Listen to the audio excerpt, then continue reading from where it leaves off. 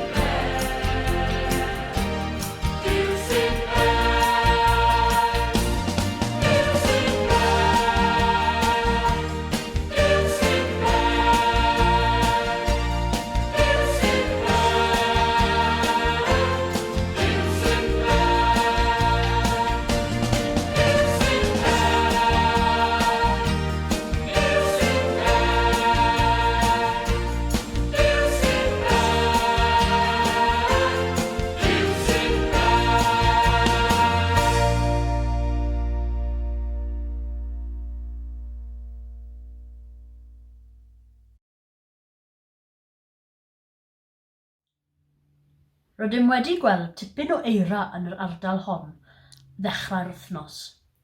Roedd y lle yn wyn ac yn lân i gyd, a phawb ohonom yn cael hwyl yn chwarae yn yr eira. Dyma'r luniau o blant ysgolion Sul yr Ofalaeth yn joio yn yr eira.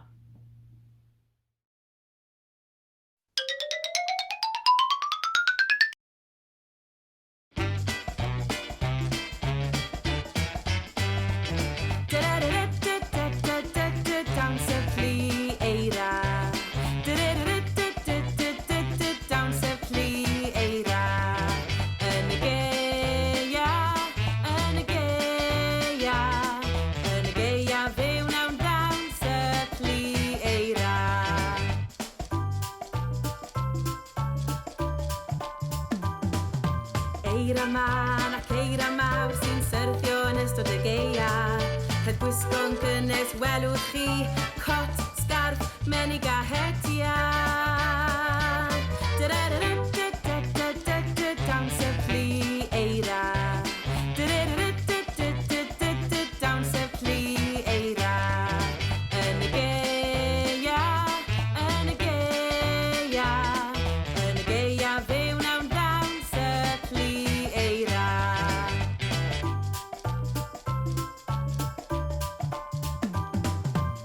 Rolio peli mawr a bach I greu di'n eira bach siapus Mae'r onen oren sydd i'w drwy'n a dyna wyn fawr hapus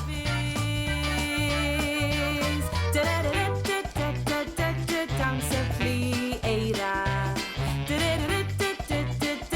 Dawns y pli eira Yn y geia Yn y geia Yn y geia fyw nawn dawns y pli eira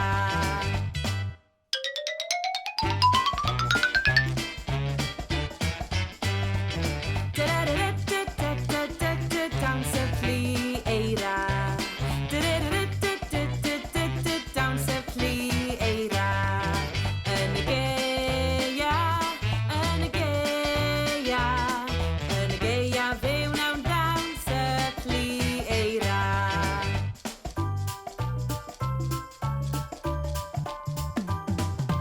Eira man ac eira mawr sy'n syrthio yn ystod y geia Het gwisgo'n cynnes welwch chi Cot, sgarf, menig a hetia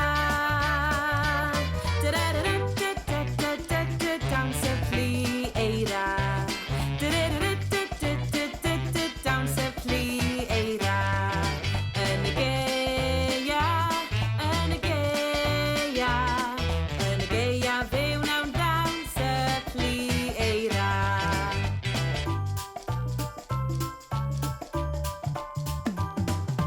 Rolio peli mawr a bach I greu di'n eira bach siapus Mae'r onen oren sydd i'w drwy'n a dyna wyn fawr hapus Tybed a oes sôn am eira yn y Beibl? Wel oes, dyma detholiad o adnodau. Llyfr ydy Arhebion, pennod 26. Fel eira yn yr haf a glaw adeg cynheuaf, dydy anrydedd ddim yn siwtio ffwl. Llyfr di Arhebion, pennod 31, y wraig rinweddol. Mae hi'n brysur yn nyddu a'i dwylo, a'i bysedd yn trin y gwlân. Mae hi'n rhoi yn hael i'r tlodion, ac yn helpu pwy bynnag sy'n mewn angen. Dydy hi ddim yn poeni am ei theulu pan naw eira, am fod digon o ddillad cynnes ganddyn nhw. Llyfr y proffwyd Eseia, pennod 55. Ond fel y glaw a'r eira sy'n disgyn o'r awyr a ddim yn mynd nôl nes dyfrio'r ddaear. Gan wneud I blanhigion dyfu a rhoi hadau i'w hau a bwyd i'w fwyta. Felly mae'r neges dwi'n ei chyhoeddi. Salm 147. Mae'n anfon ei orchymyn drwy'r ddaear, ac mae'n cael ei wneud ar unwaith. Mae'n anfon eira fel gwlân, yn gwasgaru barig fel lludw, ac yn taflu cenllysg fel briwsion. Llyfr Datgydiad, pennod 1. Gweledigaeth o Grist. Yr oedd gwallt ei ben yn wyn fel gwlan, cyn wyned ar eira, ei lyged fel fflam dan. Eira. Mae e'n wyn ac yn lan, ac yn rhan o greadigaeth Duw. Tybed beth sydd gan yr eira i'w ddysgu ni? Ie, beth sydd gan yr eira i ddysgu ni dwedwch? Wel, bod nifer o gyfeiriadau at yr eira yn y Beibl, I ni'n mynd I droi at adnod yn llyfr Job ar gyfer ein myfyrdod ni'r bore yma. A dyma'r adnod, a fios di yn ystordau'r eira. Mwy ar ôl yr emyn.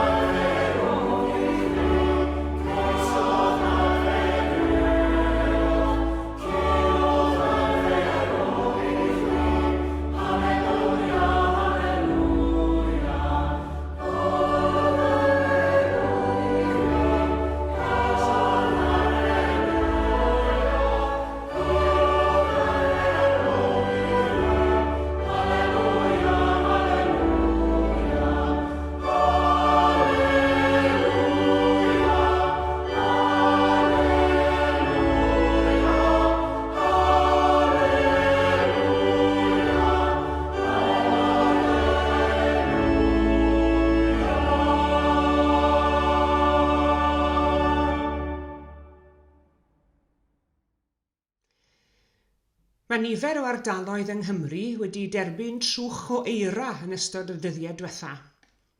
I'r plant, mae'r eira'n gyffro. I'r oedolion, mae'r eira'n gallu bod yn bach o niwsans. Mae gan eira'r ddawn o droi bobl mawr yn blant bach am gyfnod. P'un bod yr eira'n fwynhad neu yn rwystyr, fedrwn ni fyth a gwadu bod gweld y wlad yn edrych fel petai heinen weisyn gwyn yn ei gorchuddio yn wledd i'r llygaid. Diolch i Jack a Thomas am dynnu'n sylw at ambell i adnod yn y Beibl sy'n cynnwys y gair eira. A dyma un fach arall i chi, o lyfr Job y tro hwn. A fios di yn ystordau'r eira. Nawr, ni'n cysylltu Job ac ymynedd yn dyn ni. Sa'r gwaith i chi a fi wedi dweud bod eisiau ymynedd Job arno ni. Wel, fe fi Job yng nghanol i ofid a'i brofedigaethau a chyfnod o greisus mawr yn ei fywyd, fi oedd yn ysu am gael clywed gair Duw. Ac yma am hynod 38 o lyfr Job, mae Duw o'r diwedd yn ymateb iddo fe ac yn ei gwestiynu. Ond mae Job yn ymateb drwy gyfeirio digon o gwestiynau at Dduw hefyd. Ond ymddangosodd Duw i Job, a sylweddolodd Job nad oedd wedi'r cwbl yn gorfod wynebu amgylchiadau anodd bywyd ar ei ben ei hun, a bod Duw gydag e. Ac fe rhoddodd Duw sialens i Job, gan ei herio i feddwl a oedd e'n sylweddoli bod Duw o'i amgylch ym mhob man, yn creu'r byd o'i amgylch ac yn gweithredu nerthol yn y byd. Ond a oedd Job wedi sylweddoli hynny? Ac ymlith y cwestiynau mae Duw yn gofyn i Job yw'r cwestiwn hwn. A fios di yn ystordau'r eira? Nawr, y darlun sydd gyda ni fan hyn yw bod Duw yn storio eira a chenllysg mewn stordi. Ac y bydde fe'n defnyddio'r eira a'r chenllysg yn ôl yr angen mewn adeg o drallod neu mewn brwydrau. Wi am aros gyda'r syniad yma bod yr eira'n cael ei storio, yn cael ei gadw mewn stordi. Nawr, fe allwn ni ddehongli'r gair stordi mewn mwy nag un ffordd. Mae sawl ystyr i'r gair stordi. Ac un ystyr i'r gair yw tŷ trysor. Tŷ trysor. A wy'n credu bod hynny'n taflu goleuni newydd ar y syniad hwn bod Duw yn cadw eira mewn stordi. Mae'r eira felly yn cael ei ystyried yn drysor oherwydd i fod e'n cael ei gadw mewn tŷ trysor. Ac o gadw hynny mewn cof, wi yn credu bod gan yr eira, y trysor, wersi i ddysgu ni. Mae Duw yn siarad â ni hyd yn oed drwy'r eira.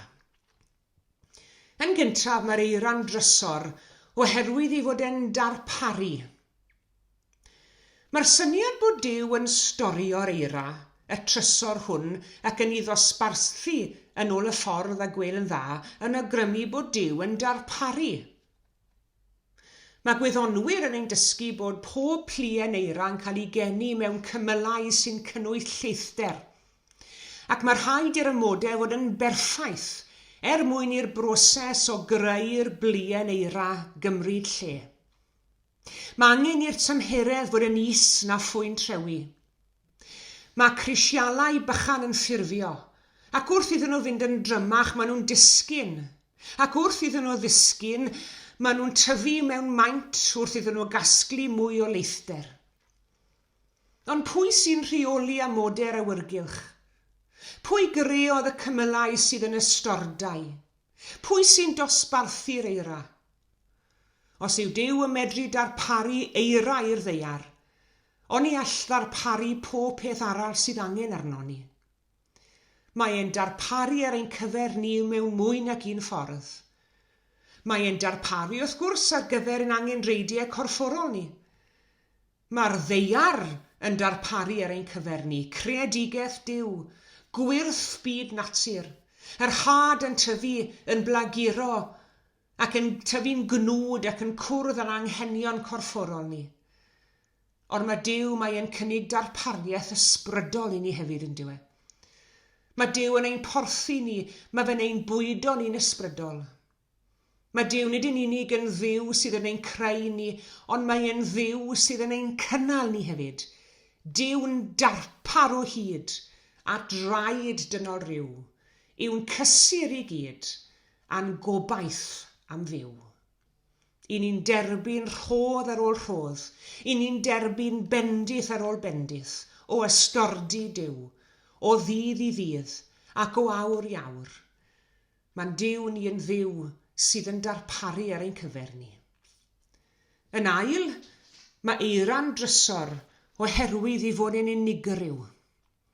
Mae nifer fawr o wahanol siapau o blu eira, ond mae'n debyg i bod nhw'n cwmpo yn gyffredinol i fewn i 10 categori gwahanol o ran siap. Ac o'i hystudio nhw'n fanwl dan microsgop, fe allwn ni weld bod rhai yn ymdebygu i siap seren, rhai'n debyg i nodwyddau, eraill yn debyg i frigau, coed a llawer mwy. Ond yr hyn sy'n rhyfeddol yw nad oes 2 bluen yn gwmws yr un peth a'i gilydd.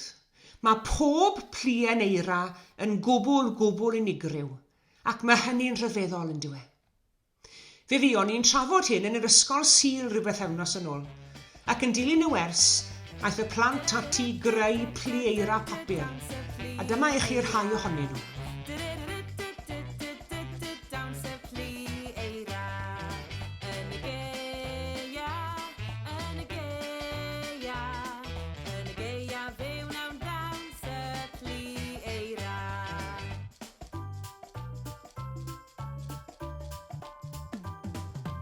Eira man ac eira mawr sy'n syrthio yn ystod y gaeaf. Het gwisgo'n cynnes welwch chi, cot, sgarf, menig a hetia.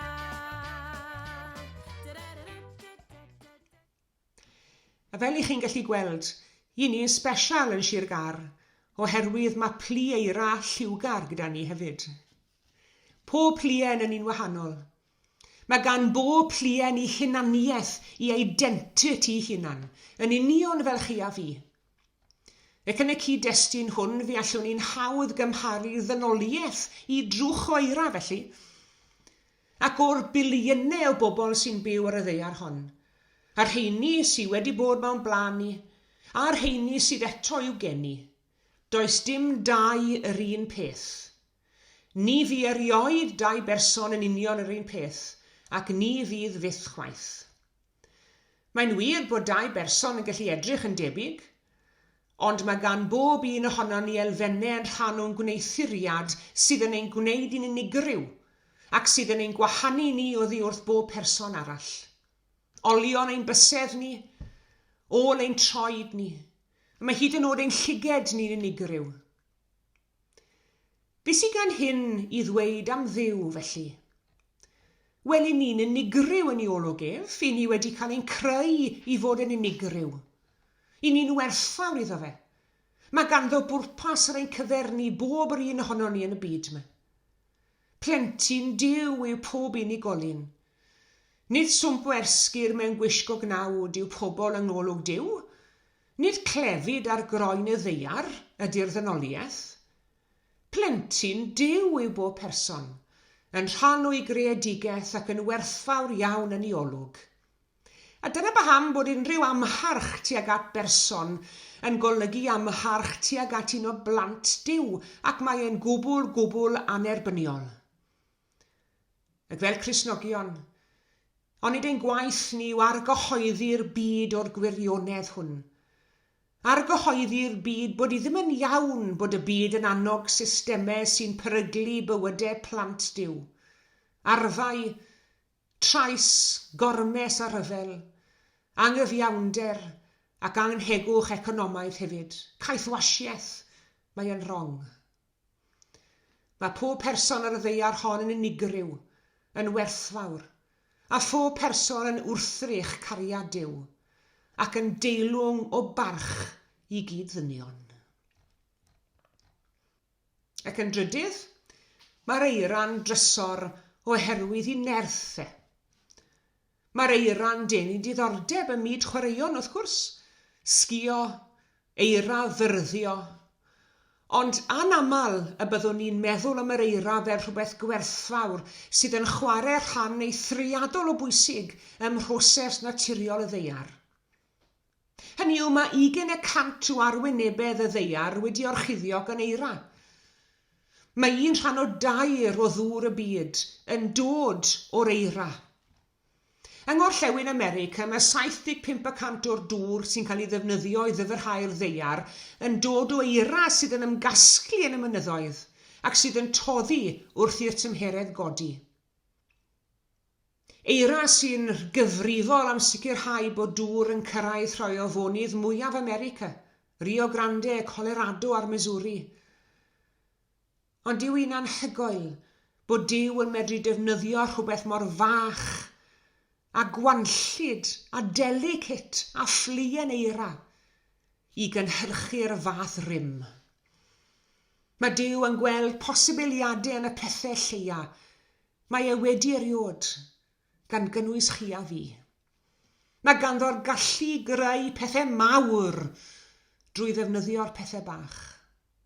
Ond i ni adael iddo fe fugeilio'n calonnau a gadael ni'n bywydau gael ei arwain gan ei ysbryd, fe all Duw gyflawni llawer drwy ni.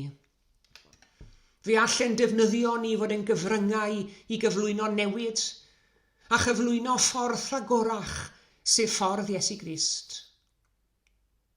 Ond cofiwch, dyw eira ddim yn para byth o dyw e. Bod y darlun yn llyfr Job yn sôn bod Duw yn cadw'r eira yn ei stordi, i chi a fi'n gwybod nad yw'r bleuen eira yn para am byth.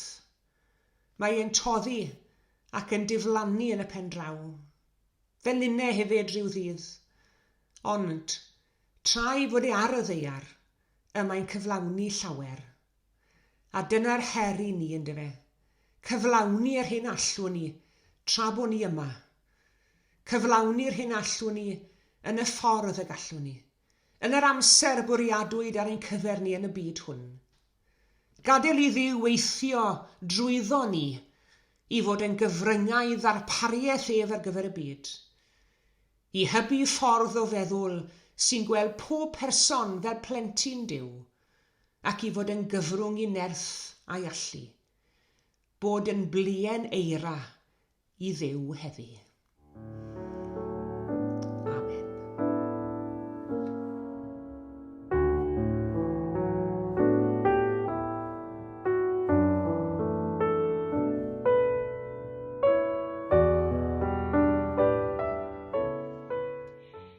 Tad, wrth i ni dy addoli heddi, rydym yn sylweddoli fod y greadigaeth gyfan yn dwyn tystiolaeth distaw i thogoniant.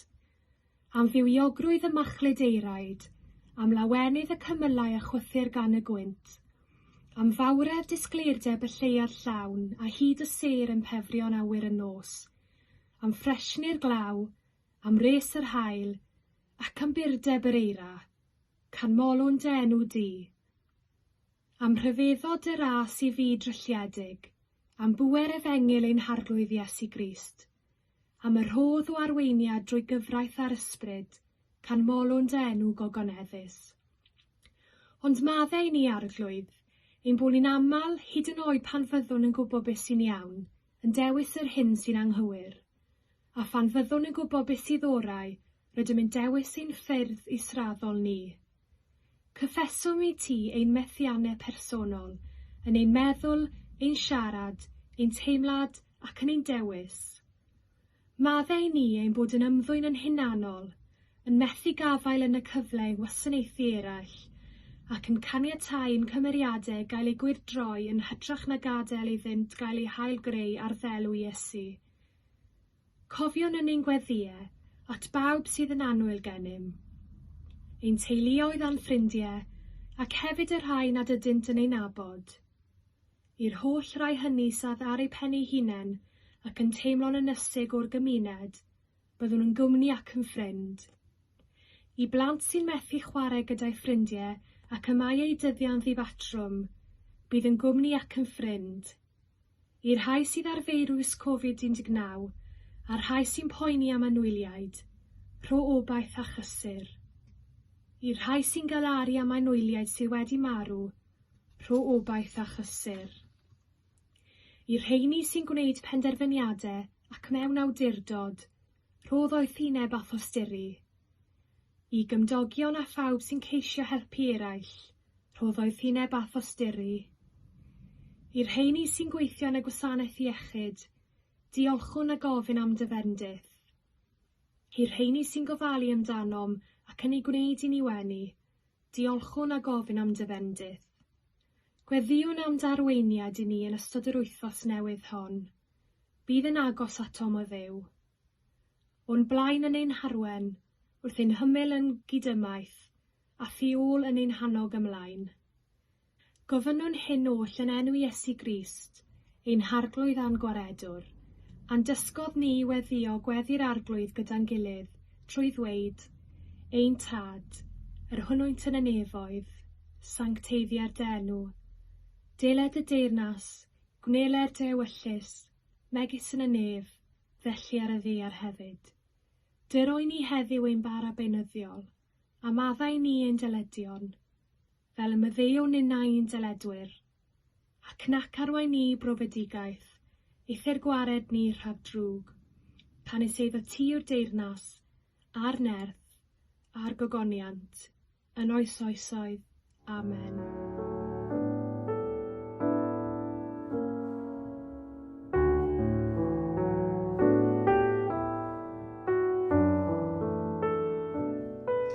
Diolch yn fawr iawn i chi gyd am eich cwmni.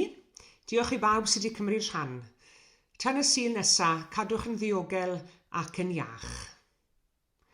Boed i'r byd barhau i'n rhyfeddu, i gariad barhau i'n synnu, i fywyd barhau i'n hudo, i ffydd barhau i'n cynnal, a boed i Dduw barhau deithio gyda ni yn awr a hyd byth.